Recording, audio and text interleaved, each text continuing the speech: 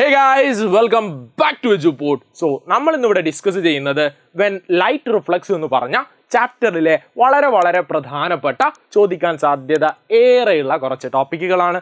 So സമയം waste ആക്കാതെ വളരെ പെട്ടെന്ന് നമുക്ക് ചോദ്യങ്ങളിലേക്ക് പോകാം. എന്താ മക്കളെ ഒന്നാമത്തെ ക്വസ്റ്റ്യൻ ഇതാണ്. Complete the flow chart given below by observing the figure നിരീക്ഷിച്ചുകൊണ്ട് ഈ ഫ്ലോ ചാർട്ട് കംപ്ലീറ്റ് ചെയ്യാനാണ് പറഞ്ഞിരിക്കുന്നത്. സോ നമുക്കിവിടെ എന്താ കാണാൻ സാധിക്കുന്നത്? ഇവിടെ ഒരാൾ ഒരു കണ്ണാടി അല്ലെങ്കിൽ ഒരു മിററിന്റെ മുന്നിൽ നിൽക്കുന്നതായിട്ട് കാണാൻ സാധിക്കുന്നുണ്ട്. ക്ലിയർ അല്ലേ? സോ ഒരു മനുഷ്യൻ ഒരു കണ്ണാടി അല്ലെങ്കിൽ ഒരു പ്ലെയിൻ മിററിന്റെ മുന്നിൽ നിന്നിട്ടുണ്ട്. അത്തരത്തിലൊരു പ്ലെയിൻ മിററിന്റെ മുന്നിൽ നിന്ന് കഴിഞ്ഞപ്പോൾ അയാളുടെ ഇമേജ് അല്ലെങ്കിൽ പ്രതിബിംബം ആ കണ്ണാടിയിൽ കണ്ടു. സോ നമ്മളോട് പറഞ്ഞിരിക്കുന്നത് ഈ ഒരു പിക്ചർ നിരീക്ഷിച്ചുകൊണ്ട് ഫ്ലോ ചാർട്ട് കംപ്ലീറ്റ് ചെയ്യാനാണ്. ഒന്നാമതായിട്ട് തൊടുത്തിരിക്കുന്നത് സൺ അല്ലെങ്കിൽ സൂര്യനെയാണ്. സോ സൂര്യൻ അല്ലെങ്കിൽ സൺ എന്ന് പറയുന്നത് ഒരു പ്രകാശ സ്രോതസ്സാണ് അല്ലെങ്കിൽ ഒരു ലൈറ്റ് സോഴ്സ് ആണ്. സോ ഒരു ലൈറ്റ് സോഴ്സിൽ നിന്നും പ്രകാശ രശ്മികൾ വന്ന് വീഴുകയാണ്. എങ്ങോട്ടാ വീഴുന്നത്? ഇയാളുടെ മുഖത്തിലേക്കാണ്. ക്ലിയർ അല്ലേ? സോ നമുക്ക് പറയാം പ്രകാശരശ്മികൾ ഈ മനുഷ്യന്റെ മുഖത്തിലേക്ക് വന്ന് പതിച്ചു. ക്ലിയർ ആണോ? സോ നമുക്ക് പറയാം ഇവിടെ പ്രകാശരശ്മികൾ ഈ മനുഷ്യന്റെ മുഖത്തിലേക്ക് അല്ലെങ്കിൽ ഫേസിലേക്കാണ് വന്ന് വീണിട്ടുള്ളത്. ഫേസിലേക്ക് വന്ന് പ്രകാശരശ്മികൾ വീണപ്പോൾ പ്രകാശരശ്മികൾ അവിടെ നിൽക്കുന്നുണ്ടോ? ഇല്ല. ലൈറ്റ് റേസ് അവിടെ നിൽക്കുന്നില്ല. ലൈറ്റ് റേസിന് റിഫ്ലക്ഷൻ സംഭവിക്കുന്നു. ക്ലിയർ അല്ലേ? സോ നമുക്ക് പറയാം ലൈറ്റ് റേസ് അയാളുടെ മുഖത്ത് തട്ടി റിഫ്ലക്ട് ചെയ്തു. സോ ലൈറ്റ് റിഫ്ലക്ട് ചെയ്തു. റിഫ്ലക്ട് ചെയ്യപ്പെട്ട ലൈറ്റ് എങ്ങോട്ടാ പോയത്? ഈ കണ്ണാടിയിലേക്ക് പതിച്ചു. ക്ലിയർ അല്ലേ? സോ നമുക്ക് പറയാം റിഫ്ലക്ട് ചെയ്യപ്പെട്ടിട്ടുള്ള ലൈറ്റ് കണ്ണാടിയിലാണ് പോയി വീണിട്ടുള്ളത്, മിററിലാണ് വീണിട്ടുള്ളത്. ക്ലിയർ ആണോ? ഓക്കെ ആണ്. സോ ഈ മിററിൽ വന്നാൽ അവിടെ ആ ലൈറ്റ് റേസ് അങ്ങനെ നിൽക്കുന്നുണ്ടോ? ഇല്ല. അവിടെയും റിഫ്ലക്ഷൻ സംഭവിച്ചു. സോ അവിടെ നിന്നും റിഫ്ലക്ഷൻ അല്ലെങ്കിൽ പ്രതിപതനം സംഭവിച്ചുകൊണ്ട് ലൈറ്റ് റേസ് ആ മനുഷ്യന്റെ കണ്ണുകളിലേക്ക് എത്തി. ക്ലിയർ ആണോ? സോ നമുക്ക് പറയാം കണ്ണാടിയിൽ പതിച്ചിരിക്കുന്ന റേസ് അല്ലെങ്കിൽ പ്രകാശരശ്മികൾക്ക് റിഫ്ലക്ഷൻ സംഭവിച്ചുകൊണ്ട് കണ്ണുകളിലേക്ക് എത്തിയിട്ടുണ്ട്. അങ്ങനെ കാഴ്ച കാണാൻ സാധിച്ചു. എന്താ കാഴ്ച? അയാളുടെ പ്രതിബിംബം തന്നെയാണ്. സോ നമുക്കൊരു വസ്തുവിനെ, അതായത് കണ്ണാടിക്ക് മുന്നിൽ നിൽക്കുന്ന ഒരു വസ്തുവിന്റെ പ്രതിബിംബം എങ്ങനെയാ കാണുന്നത് എന്ന് മനസ്സിലായോ?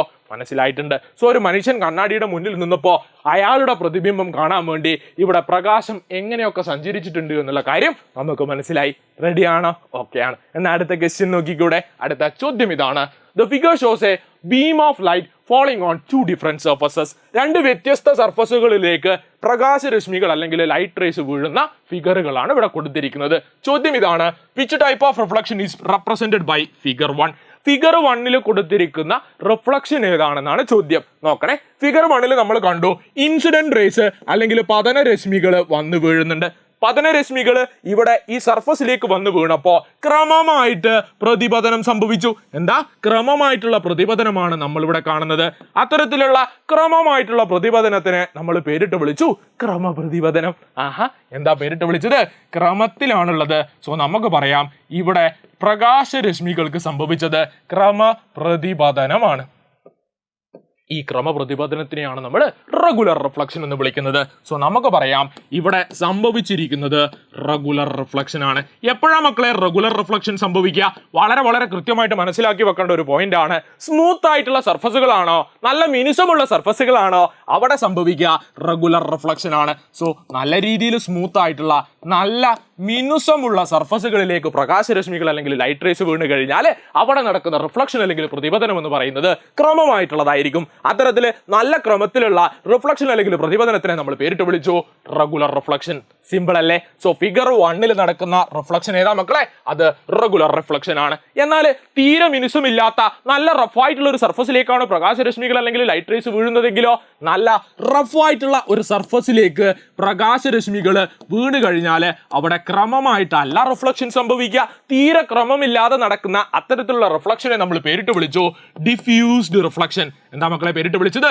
ഡിഫ്യൂസ്ഡ് റിഫ്ലക്ഷൻ അല്ലെങ്കിൽ വിസരിത പ്രതിപതനം എന്ന് പേരിട്ട് വിളിച്ചു. സോ വിസരിത പ്രതിപതനം അല്ലെങ്കിൽ ഡിഫ്യൂസ്ഡ് റിഫ്ലക്ഷൻ സംഭവിക്കുന്നത് തീരെ മിനുസമില്ലാത്ത റഫ് സർഫസുകളിലാണെന്ന് മനസ്സിലാക്കി വെക്കാം. ക്ലിയർ ആണോ? ഓക്കെ ആണ്. സോ നമ്മളിവിടെ കണ്ടു റെഗുലർ റിഫ്ലക്ഷൻ നടക്കുക സ്മൂത്ത് സർഫസുകളിലും ഇറഗുലർ റിഫ്ലക്ഷൻ അല്ലെങ്കിൽ ഡിഫ്യൂസ് റിഫ്ലക്ഷൻ സംഭവിക്കുന്നത് റഫ് സർഫസുകളിലുമാണ്. സിമ്പിൾ ആണ്. ഓക്കെ ആണ്. സോ നമ്മൾ സ്വർണം പോലെയുള്ള പല വസ്തുക്കളെയും നല്ല തിളക്കത്തോടു കൂടി കാണാറുണ്ട്. ഇത്തരത്തിൽ പല വസ്തുക്കൾക്കും നല്ല തിളക്കം ഉണ്ടാവാനുള്ള കാരണം എന്താ? അവിടെ നല്ല രീതിയിൽ ക്രമമായിട്ടുള്ള റെഗുലർ റിഫ്ലക്ഷൻ സംഭവിക്കുന്നത് കൊണ്ടാണ്. സോ നമുക്ക് പറയാം നല്ല രീതിയിൽ തിളങ്ങുന്ന വസ്തുക്കളാണോ അവിടെ സംഭവിക്കുന്ന പ്രതിപതനം അല്ലെങ്കിൽ റിഫ്ലക്ഷൻ എന്ന് പറയുന്നത് നല്ല ക്രമമുള്ള ക്രമമായിട്ടുള്ള നല്ല റെഗുലർ ആയിട്ടുള്ള റിഫ്ലക്ഷൻ ആയിരിക്കും. ഓക്കെ ആണോ? റെഡിയാണ്. സോ അടുത്ത ക്വസ്റ്റ്യനിലേക്ക് പോയിക്കൂടെ? അടുത്ത ചോദ്യത്തിലേക്ക് പോകാം. Write the applications of Periscope. Periscope എന്ന് പറഞ്ഞ ഡിവൈസിന്റെ ആപ്ലിക്കേഷൻസ് എന്തൊക്കെയാണെന്നാ ചോദിക്കുന്നത്. എന്താ മക്കളെ പെരിസ്കോപ്പ് എന്ന് പറഞ്ഞാൽ? നമ്മൾ യുദ്ധമുഖങ്ങളിൽ ഒരു ട്രഞ്ചിനകത്തിരുന്നു കൊണ്ട് ട്രഞ്ചിന് മുകളിലായിട്ടുള്ള ആളുകളെ ഒളിഞ്ഞു നോക്കാൻ വേണ്ടി ഉപയോഗിക്കുന്ന ഒരു ഉപകരണം അല്ലെങ്കിൽ ഡിവൈസ് ആണ് പെരിസ്കോപ്പ്. ക്ലിയർ ആണോ? ഓക്കെ ആണ്. യുദ്ധമുഖങ്ങളിൽ മാത്രമാണോ ഉപയോഗിക്കുക? അല്ല. നമ്മൾ ടാങ്കറുകളെ കുറിച്ച് നമുക്ക് സബ്മറൈൻസിനെ കുറിച്ച് അറിയാം. എന്താ സബ്മറൈൻസ് എന്ന് പറഞ്ഞാൽ? മുങ്ങിക്കപ്പലുകളാ. ഈ മുങ്ങിക്കപ്പലുകൾ വെള്ളത്തിന്റെ അടിയിൽ ആഴക്കടലിലൂടെയായിരിക്കും നീങ്ങുന്നുണ്ടാകുക. ഇത്തരത്തിൽ നല്ല രീതിയിൽ ആഴത്തിലൂടെ സഞ്ചരിക്കുന്ന മുങ്ങിക്കപ്പലുകൾക്ക് ഇവിടെ വെള്ളത്തിന്റെ സർഫസിലുള്ള വസ്തുക്കളെ നിരീക്ഷിക്കാൻ വേണ്ടിയും നമ്മൾ പെരിസ്കോപ്പ് എന്ന് പറഞ്ഞ ഉപകരണം ഉപയോഗിക്കാറുണ്ട്. സോ പെരിസ്കോപ്പ് എന്ന് പറഞ്ഞ ഈ ഒരു ഉപകരണത്തിനകത്ത് നമുക്ക് 2 പ്ലെയിൻ മിററുകൾ കാണാൻ സാധിക്കും. ക്ലിയർ അല്ലേ? ഇത്തരത്തിലുള്ള പ്ലെയിൻ മിററുകളിൽ എന്താ സംഭവിക്കുന്നത്? അവിടെ മൾട്ടിപ്പിൾ റിഫ്ലക്ഷൻ ആണ് സംഭവിക്കുന്നത് എന്ന് ഓർത്തു വെക്കാം. എന്താ മക്കളെ സംഭവിക്കുന്നത്? അവിടെ ഒന്നിലധികം റിഫ്ലക്ഷൻ അല്ലെങ്കിൽ മൾട്ടിപ്പിൾ റിഫ്ലക്ഷൻ ആണ് സംഭവിക്കുന്നത്. ആവർത്തന പ്രതിപതനമാണ്. ക്ലിയർ അല്ലേ? സോ നമുക്ക് പറയാം ഇത്തരത്തിൽ ആവർത്തന പ്രതിപതനം അല്ലെങ്കിൽ മൾട്ടിപ്പിൾ റിഫ്ലക്ഷൻ സംഭവിക്കുന്ന പെരിസ്കോപ്പ് എന്ന് പറഞ്ഞ ഡിവൈസിന് ഒരുപാട് ആപ്ലിക്കേഷൻസ് ഉണ്ട്. എവിടെയൊക്കെ ഉപയോഗിക്കുക? ഒന്ന് നമ്മൾ യുദ്ധമുഖങ്ങളിൽ അല്ലെങ്കിൽ വാർ ഫീൽഡുകളിൽ ഉപയോഗിക്കാറുണ്ട്. പിന്നെയോ സബ്മറൈനുകളിൽ ഉപയോഗിക്കാറുണ്ട്. സോ എന്തിനു വേണ്ടിയാണ് മക്കളെ ഉപയോഗിക്കുന്നത്? മിക്കവാറും ഒളിഞ്ഞു നോക്കാൻ വേണ്ടിയാണ്.